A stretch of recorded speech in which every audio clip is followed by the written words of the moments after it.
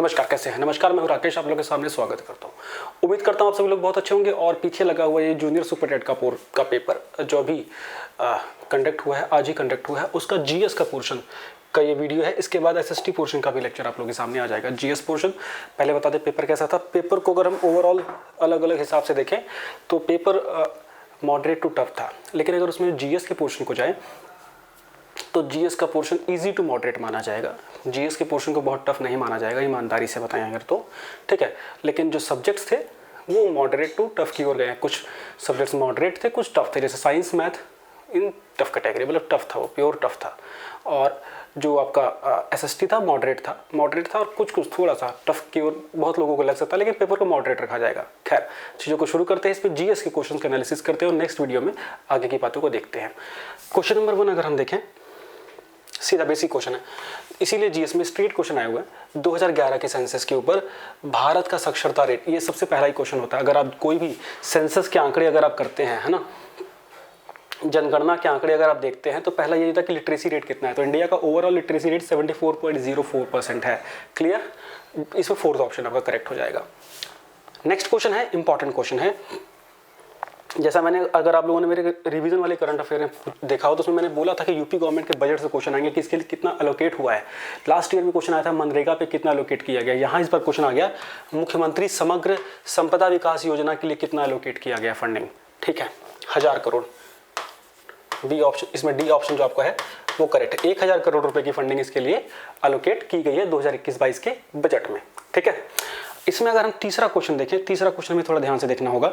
निम्नलिखित में से मृदा अपरदन के कारक क्या होते हैं, मतलब फाइंड द एजेंट्स या agent of soil erosion among the following. ये कुछ पॉइंट्स दे रखे हैं, इसमें से क्या क्या चीजें मृदा अपरदन का कारण होते हैं। मृदा अपरदन मतलब क्या होता है कि पानी, हवा, देखिए हवा की वजह से भी सॉइल इरोजन होता है, पानी की वजह से भी सॉइल इरोजन होता है। कई सारे फैक्टर होते हैं, 5 से 6 बड़े फैक्टर होते हैं। अब उसमें अगर आप देखेंगे तो खासतौर से वाटर से रिलेटेड इरोजन के बारे में बात की गई, तो बहता हुआ पानी से इरोजन होता है। ग्राउंड वाटर का ऐसे साक्ष्य नहीं मिलते हैं, है ना। समुद्र की लहरें, तो ए और सी जो ऑप्शन है वो आपका करेक्ट है। ए ऑप्शन के साथ हम लोग चलेंगे, ठीक, ए ऑप्शन। नेक्स्ट क्वेश्चन की ओर अगर आप चलेंगे, बायोडाइवर्सिटी क्या है। बायोडाइवर्सिटी मतलब जैव विविधता, जैव मतलब बायोलॉजिकल चीज। तो हर वो जैविक प्रजाति, जो भिन्नताएं होती हैं जैविक प्रजाति में, वो बेसिकली बायोडाइवर्सिटी कहलाती है। चाहे वो जैविक चीजों में पेड़ पौधे, फ्लोरा फौना, इंसान, मनुष्य, जानवर, सब कुछ जिनमें जीवन है, उन सब के अंतर्गत जितनी जो विविधता होती है उसे बोला जाता है बायोडाइवर्सिटी। पृथ्वी पर अगर देखा जाए तो बायोडाइवर्सिटी काफ़ी है। इसमें जो बीच का इलाका है, जो ट्रॉपिकल इलाका है, वहाँ बायोडाइवर्सिटी सर्वाधिक होती है इस इलाके में, ठीक है ना, बिकॉज यहाँ धूप खूब पड़ती है, वर्षा खूब होती है। तो ये क्या पूछ रहा है कि जैव विविधता का मतलब क्या होता है।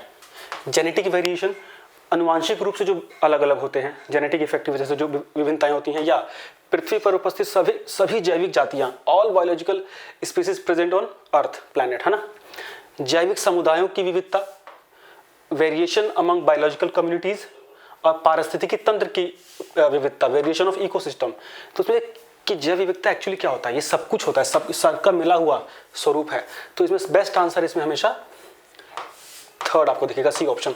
देखिए ऐसे क्वेश्चन एनवायरनमेंट से रिलेटेड क्वेश्चन आते हैं ना, तो उसमें बहुत ज़्यादा उम्मीद होती है कि उसमें ऑल ऑफ द अबव वाले फैक्टर्स काम करते हैं, बिकॉज एनवायरनमेंट में बहुत कम ऐसी एक्टिविटी होती है जिसमें सिर्फ एक फैक्टर काम करता हो, ठीक है। तो इसका ऑप्शन हो गया all of the above. Next question की ओर चलेंगे, इजी क्वेश्चन है बहुत। नॉइज पोल्यूशन, नॉइज पोल्यूशन को कैसे नापते हैं, डेसिबल में, ठीक है ना। WHO भी कहता है कि 40 डेसिबल से ऊपर की जो आवाज़ होती है वो ध्वनि प्रदूषण काउंट होती है। 40 डेसिबल से नीचे की आवाज़ सामान्य मानी जाती है, जैसे कि ट्रैक्टर की आवाज़ 90 डेसिबल, डीजे 120 डेसिबल, ठीक है। हल्के फुल्के फुसफुसाना कि औरों को पता ना लगे, -10-20 डेसिबल तक की आवाज़ आती है, ठीक है। हम -20 डेसिबल तक की आवाज़ें सुन सकते हैं। तो इसमें डेसिबल हो गया, सी ऑप्शन, ठीक। नेक्स्ट है एंशिएंट इंडिया का क्वेश्चन, मेडिवल इंडिया का क्वेश्चन है। अकबर ने जजिया टैक्स कब एबॉलिश किया था। जजिया जो कि नॉन मुस्लिम्स के ऊपर लगता था, और ये बेसिकली 2 बार इन्होंने एबॉलिश किया था। जजिया कर बहुत से लोगों ने एबॉलिश किया, बहुत से लोगों ने फिर रीस्टार्ट भी किया, औरंगजेब ने भी बाद में रीस्टार्ट किया था। तो कब किया था इसको एबॉलिश, 1564 में पहली बार किया, ठीक है, और 1579 में फाइनली किया दूसरी बार भी। तो दोनों को ध्यान देना। तो इसमें 1564 है, तो फोर्थ ऑप्शन आपका करेक्ट हो जाएगा। नेक्स्ट क्वेश्चन अगर देखें, 1738 में कांग्रेस के अध्यक्ष कौन थे? बहुत फेमस, सुभाष चंद्र बोस, हरिपुर अधिवेशन। ठीक है, थर्ड ऑप्शन आपका करेक्ट है। बेसिक क्वेश्चन है। जो जेबी कृपलानी थे वो आज़ादी के समय थे। ठीक, अबुल कलाम आज़ाद सबसे ज़्यादा बार अध्यक्ष बने थे। पट्टाभी सीतारमैया इसके बाद विवाद में बने थे, आपको याद होगा। ठीक है, गांधी जी के कैंडिडेट के रूप में थे 1939 में। तो 1938 में सुभाष चंद्र बोस। अब देखिए, एसएन बनर्जी इंडियन एसोसिएशन के संस्थापक, जो 1876 में स्थापना की थी, वो भारत में एक सिविल सर्वेंट भी थे। ठीक है, और इन्होंने सिविल सर्विसेज का एग्जाम क्लियर किया था, 2 बार क्लियर किया था इन्होंने। ठीक है, 1869 में, फिर 1871 में भी दोबारा किया। इनका एज का इशू हो गया था, लेकिन 1874 में इनको डिसमिस किया गया था। 1874 में और 1876 में इन्होंने अपना पॉलिटिकल इस्टेब्लिशमेंट शुरू किया था। तो 1874 इसका करेक्ट ऑप्शन होगा। थोड़ा सा ट्रिकी क्वेश्चन था ये। ब्राह्मी लिपि या ब्राह्मी स्क्रिप्ट के उसका उद्वाचन पैसिफर्ड किसने किया था? James Prinsep. बिल्कुल इजी क्वेश्चन था, स्ट्रेट क्वेश्चन था। अगर आप देखिए तो घुमाने वाले क्वेश्चन हम जीएस वाले पोर्शन में नहीं देखे हैं अभी तक, है ना। तो थोड़ा सा सब्जेक्ट को लेकर इशू है, लेकिन घबराने की बात ये नहीं है, बिकॉज सबके लिए वो टफ था। मैं अब इसके एनालिसिस पे आऊँगा तो उसमें डिटेल बातें बताऊँगा कि इस एग्जाम में कहाँ कुछ कमियाँ रही हैं, कहाँ चीज़ अच्छी रही हैं। ठीक है, नेक्स्ट क्वेश्चन की ओर अगर चले, देखो कालक्रम आ गया। ये क्वेश्चन हो गया ना जेम्स प्रिंसेप वाला। 10वां क्वेश्चन बोल रहा है कालक्रम, कौन सा घटना पहले थी? शुंग राजवंश, हर्यक, नंद, मौर्य। इनमें सबसे पहले कौन था? हर्यक थे।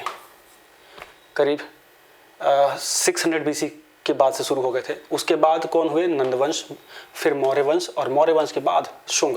देखिए हर्यक, फिर बाद में नंदवंश आया, नंद के जस्ट बाद मौर्य आए, मौर्य के जस्ट बाद शुंग आए। तो खत्म करते हैं, इसमें होगा सेकंड के 2 ऑप्शन हो गए। उसके बाद आना चाहिए सेकंड के बाद नंद, सेकंड के बाद थर्ड ऑप्शन आपका खत्म हो गया। ठीक, थर्ड ऑप्शन जी। नेक्स्ट क्वेश्चन की ओर चलेंगे। भारत के किस राज्य में सबसे अधिक वन है?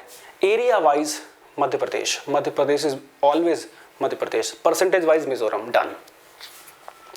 क्षेत्रफल के हिसाब से सबसे अधिक मध्य प्रदेश। खत्म। निम्न में से कौन सी नदी डेल्टा नहीं बनाती? हम शायद बचपन से इन क्वेश्चंस को देख रहे हैं कि नर्मदा और ताप्ती डेल्टा नहीं बनाती हैं। तो नर्मदा हमको दिख रहा है, काम खत्म हो गया। ठीक है, ये रिफ्ट वैली में ये पर्वत श्रृंखलाओं के बीच में उछलती हुई चलती हैं। डेल्टा के लिए बिल्कुल प्लेन एरिया, मैदानी इलाका चाहिए नर्मदा। बाकी सारी एक जैसी नदियां हैं, सारी डेल्टा बनाती हैं, ये डेल्टा नहीं बनाती है। कैबिनेट मिशन भारत कब आया था? कैबिनेट मिशन जिसकी अनुशंसा के बाद ही संविधान बनाने का रास्ता साफ हुआ, कॉन्स्टिट्यूंट असेंबली बननी शुरू हुई, है ना। तो 1946 में आया था, मार्च 1946। सेकंड ऑप्शन आपका करेक्ट है, मार्च 1946। ठीक, इनफैक्ट 24 मार्च 1946 को वो लोग आए थे। नेक्स्ट क्वेश्चन आ गया, बहुत बेसिक क्वेश्चन। हम 13 क्वेश्चन हो गए ना, 14वें क्वेश्चन पे है। भारत में उपराष्ट्रपति पदेन सभापति होता किसका? खूब बार डिस्कस किया। देखिए मैं बड़ी बातें नहीं कर रहा हूँ, लेकिन जीएस स्ट्रेट मेरे पेपर, मेरे मतलब अगर आप लोग मेरे प्लेलिस्ट देख लें, आज मैं बोल रहा हूँ, कोई ऐसा नहीं कि होने के बाद बोल रहा हूँ, प्लेलिस्ट लगी हुई है, आप लोग देख लीजिएगा। सीधे राज्यसभा का एक्स ऑफिशियो चेयरमैन हमारे देश के वाइस प्रेसिडेंट होते हैं, वो राज्यसभा के सदस्य नहीं होते हैं। क्वेश्चन कैसे भी आ सकता है, सेकंड ऑप्शन करेक्ट है। अब देखिए ये क्वेश्चन 50 बार कराया मैंने। 11वीं अनुसूची क्वेश्चन आएगा किससे संबंधित है? पंचायती राज से संबंधित है। जब 73वां संविधान संशोधन हो गया तो उसके बाद 11वीं अनुसूची बनी और उसमें 29 विषय दिए गए। इन्हीं विषयों पर पंचायतों के पास ताकत होती है, वो है 11th शेड्यूल। तो ऑप्शन नंबर 2 आपका करेक्ट है। ठीक, क्वेश्चन आ गया आपका रीजनिंग का 16th क्वेश्चन। एफ अगर 216 है तो एल क्या होगा? ध्यान से देखो, सबसे आसान तरीका होता है ABCD लिख लो, उनकी नंबरिंग कर दो, क्योंकि क्वेश्चन वैसा ही लग रहा है। ABCDEF, एफ आया 6ठे नंबर पे, 6 का क्यूब 216। एल को करो ABCDEFGHIJKL 12 का क्यूब 1728। खत्म। ठीक, नेक्स्ट, अगर गंगा को 711471 से डिनोट करते हैं तो सरजू को किससे डिनोट करेंगे? सिंपल बात, वही बात है, सबकी नंबरिंग करके। क्यों? देखो ABCDEFG, G मतलब 7, A मतलब 1, बात खत्म। हम यहाँ देखेंगे S किस नंबर पे आता है? 19 नंबर पे आएगा। A किस पे आ गया? 1 पे आ गया। ठीक है, R 19 से 1 कम, RS होता है ना, 18, काम खत्म, यही 30 सेकंड लेगा क्वेश्चन। ऑप्शन नंबर 4 है आपका, ऑप्शन नंबर 4 डन। अब देखो ये क्वेश्चन आ गया डायरेक्शन का। देखिए रीजनिंग बहुत बेसिक आई है, रीजनिंग में कुछ भी ट्रिकी नहीं है। पहले वेस्ट की ओर चला कितने किलोमीटर, 8 किलोमीटर। वहां से किधर निकल गया, उत्तर की ओर। उत्तर की ओर कितना चला, 6 किलोमीटर। अभी पूछ रहे हैं यहाँ से कितनी दूरी है एग्जैक्ट, अपनी शुरुआती पोजीशन से वो कितना दूर है। तो शुरुआती पोजीशन ये थी, एंड पॉइंट ये था, 90 डिग्री एंगल। पाइथागोरस पर में 64 और 36 100 10 किलोमीटर। शॉर्टेस्ट डिस्टेंस, हम डिस्प्लेसमेंट हमेशा शॉर्टेस्ट डिस्टेंस होता है, ठीक है 14। बहुत से लोग हड़बड़ी में 8 और 6 14 जोड़ सकते हैं, नहीं जी बच्चा, शॉर्टेस्ट डिस्टेंस को हम देखते हैं। तो 10 हो गया। Next question, 2:30।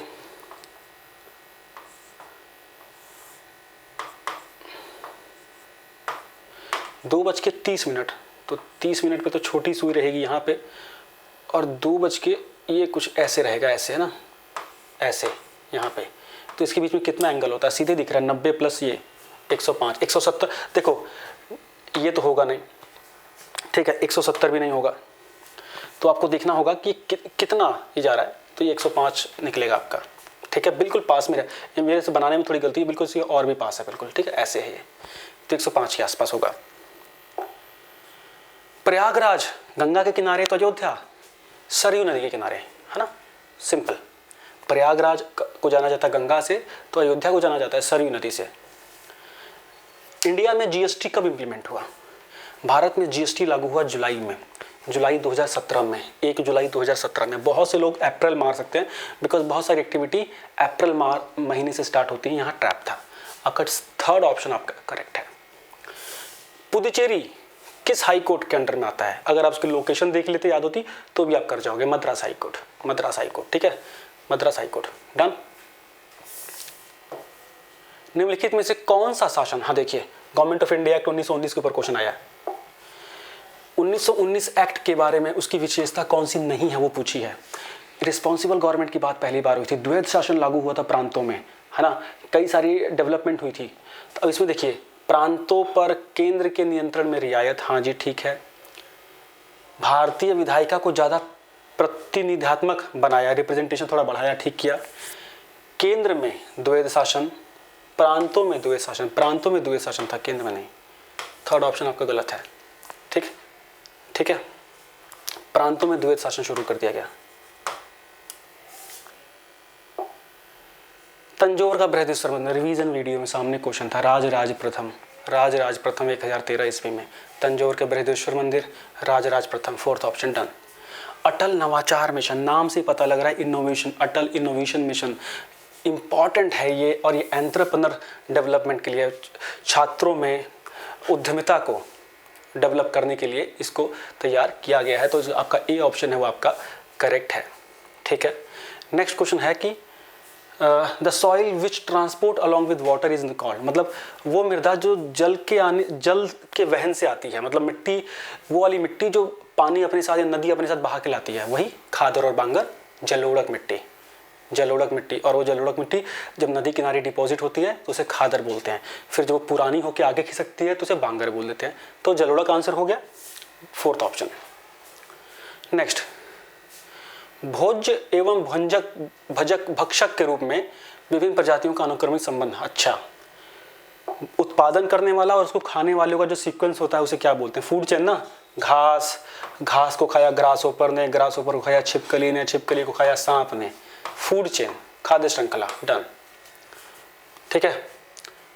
हाँ, इसमें यूट्रोफिकेशन दिया हुआ, यूट्रोफिकेशन एक प्रकार के पॉल्यूटेंट फिनोमेना होता है, पॉल्यूशन होता है, जो आप लोगों ने देखा होगा ना कि नदियों में जलकुंभियाँ वगैरह दिख जाती हैं पॉल्यूशन की वजह से, वो होता है, ठीक है। तो हो गया ये फोर्थ ऑप्शन करेक्ट अपना। समुद्र के तल पर रहने वाले जंतुओं को क्या कहते हैं, animal living at the bottom of the sea is known as benthic, two option. जिस बच्चे ने दिया है उसने ये वाला क्वेश्चन तो करेक्ट किया, ये टिक मेरे नहीं है ना, ये मेरा पेपर है, ठीक है। तो सेकंड ऑप्शन आपका करेक्ट है, टू ऑप्शन बैंथिक, ठीक है। अब एक पावर हाउस 200 मेगावाट बिजली जनरेट करता है। इसमें सीधे सीधे आपको फार्मूला देख लेना होगा, पावर का फार्मूला क्या होता है, वॉट अपॉन में ड्यूरेशन। ये फॉर्मूला आप लगा देंगे, आपको आंसर मिल जाएगा। मुझे थोड़ा लेट हो रहा था इसलिए मैं इसका आंसर पुटअप नहीं कर पाया। ये न्यूमेरिकल है, ये आप इसको देख लेंगे, ठीक है। राष्ट्रीय विज्ञान दिवस। राष्ट्रीय विज्ञान दिवस कब मनाया जाता है? मैंने एक क्वेश्चन कराया था, सीधे क्वेश्चन ये पेपर में आया है। सीवी रमन जी का बर्थडे याद रखना आपको। सीवी रमन जी के बर्थडे को ही हम विज्ञान दिवस के रूप में मनाते हैं, और वो क्या है? 28 फरवरी। आपका ऑप्शन ए जो है, पहला ऑप्शन आपका करेक्ट है, 28 फरवरी, ठीक है।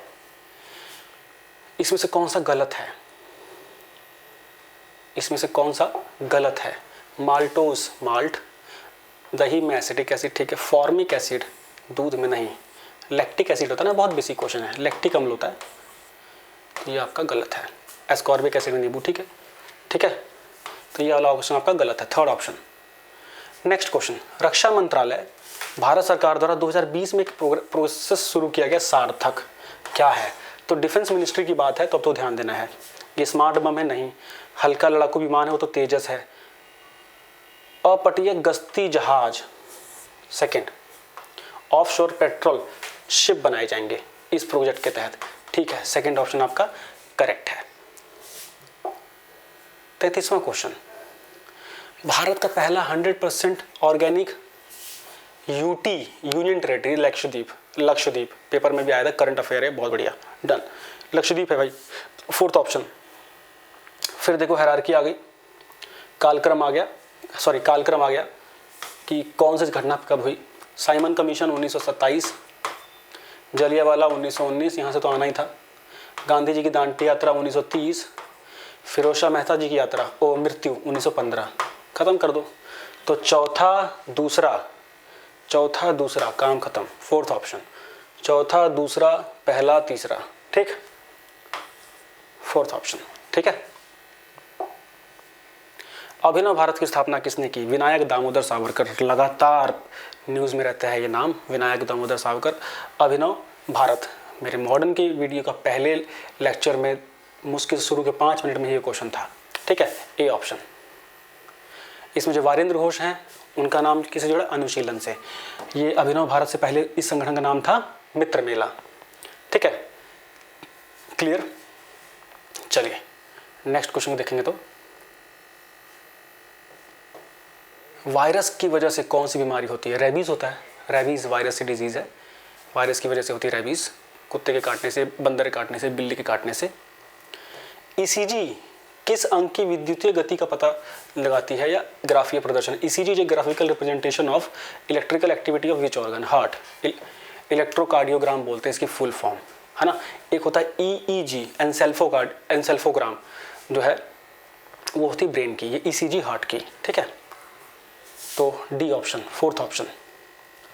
अब ये क्या है? C612, C614, 1H1, 1H3, मतलब हाइड्रोजन और ट्राइटियम, ये आपस में क्या है? ये क्या है? जिसका एटॉमिक नंबर सेम है, एटॉमिक मास अलग है, परमाणु क्रमांक सेम है, परमाणु द्रव्यमान अलग है। आइसोटॉप्स समस्थानिक, ए, फर्स्ट ऑप्शन, ठीक है। टमाटर में कौन सा एसिड होता है? टमाटर में सिट्रिक और मैलिक एसिड होते हैं, सिट्रिक और malic acid, second option correct है। बहुत famous question, Paris climate deal कब हुई थी? 2015 में, बहुत ही famous. Paris climate deal, carbon emission को रिड्यूस करना है, ठीक है। 2015 का यादगार सम्मेलन था ये, जो अभी तक देश इससे बाहर निकल रहे हैं, जुड़ रहे हैं। बीच में अमेरिका इससे अलग हो गया था डोनाल्ड ट्रंप के टाइम में, बाइडन के आने के बाद फिर से जुड़ गए ये लोग। तो पेरिस क्लाइमेट डील हुई थी 2015 में, बहुत फेमस है। लो, ये हमारे करंट के वीडियो से क्वेश्चन आया था, सीधे सीधे हमने बताया था, जल जीवन जब मिशन किया था हम लोगों ने, और हमने बोला था कि गोवा पहला स्टेट हुआ है जिसने 100% हर घर में नल योजना को पूरा कर दिया। मतलब ये क्या है जल जीवन मिशन? इसके अंतर्गत गांवों में, जो ग्रामीण इलाका है उसमें टैप वाटर से पानी पहुंचाना है। गोवा में रूरल एरिया है ही बहुत थोड़ा सा, उन्होंने निपटा दिया, ऐसे याद रखना है, फोर्थ ऑप्शन। थाईपुसम नाम का त्यौहार कहाँ मनाया जाता है? तमिलनाडु में, थाईपुसम तमिलनाडु। नेक्स्ट, किसानों की आय बढ़ाने के लिए किस राज्य ने किसान कल्याण मिशन चलाया? किसानों की इनकम डबल करने में बहुत काम हो रहा है, भारत सरकार ने भी लक्ष्य रखा हुआ है 2022 तक किसानों की आय डबल करने का। उत्तर प्रदेश गवर्नमेंट का एक किसान कल्याण योजना है, किसान कल्याण मिशन, जिसमें किसानों की इनकम को डबल करने का कार्य किया जाएगा, फोर्थ ऑप्शन करेक्ट है।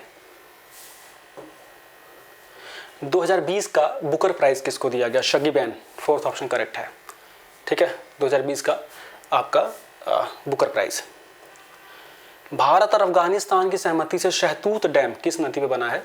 ये बेसिकली काबुल रिवर पे आ रहा है देखने में तो, लेकिन इसमें कुनार नदी हम लोग देख सकते हैं, बिकॉज इन नदियों पे, ये नदी तो यहाँ है नहीं, ठीक है, और इस नदी पे दूसरा डैम बना वो बहुत फेमस, तो कुनार नदी के साथ हम लोग जाएंगे। नेक्स्ट, 2011 में भारत की जनसंख्या विश्व की जनसंख्या की कितने परसेंट है? जब भी हम ज्योग्राफी शुरू करते हैं तो यही बोलते हैं कि हमारे पास 2.5% लैंड है और करीब 17.5% पॉपुलेशन है। काम खत्म, है ना। 2.5% ज़मीन पे 17.5% आबादी रहती है। बहुत बेसिक क्वेश्चन है।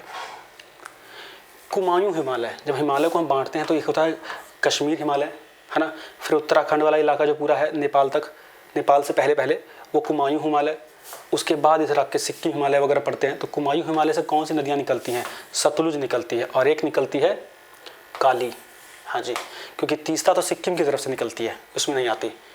तो ये आपकी हो गई सतलुज और काली, सेकंड ऑप्शन, ठीक है।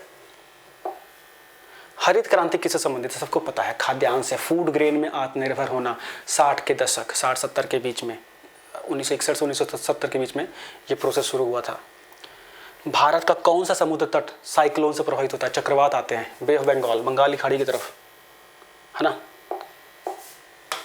ये रीजन पूरा आता है। तो इसमें कौन सी जगह? उड़ीसा है। बाकी सारे तो पश्चिम बंगाल में 20 बार आया था, लेकिन बहुत कम चांस होते हैं वहाँ पे, लेकिन उड़ीसा बहुत ज़्यादा हिट होता है, उड़ीसा, आंध्रा, है ना। तो सेकंड ऑप्शन। देश का सबसे बड़ा रेलवे जोन कौन सा है? Largest zone of railway, northern railway, 1952 में बना था, सबसे बड़ा जोन है। आई थिंक 50 क्वेश्चन हो गए। अपना स्कोर देख लीजिएगा और कुछ ही देर में SST का भी हम लेके आते हैं, ठीक है। तब तक thank you so much, bye bye.